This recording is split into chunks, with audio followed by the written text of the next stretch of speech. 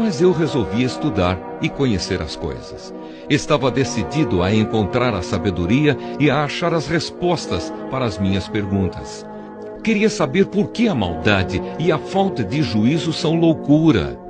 Eu encontrei uma coisa que é mais amarga do que a morte: um certo tipo de mulher. O amor que ela oferece é uma armadilha ou uma rede para pegar você. Os seus braços são correntes para prendê-lo. O homem que agrada a Deus consegue fugir dela, mas o pecador não. Eu descobri isso pouco a pouco, quando procurava respostas para as minhas perguntas. Procurei outras respostas, mas não encontrei nenhuma. Entre 1000 homens, encontrei um que eu poderia respeitar. Mas entre as mulheres, não achei nenhuma.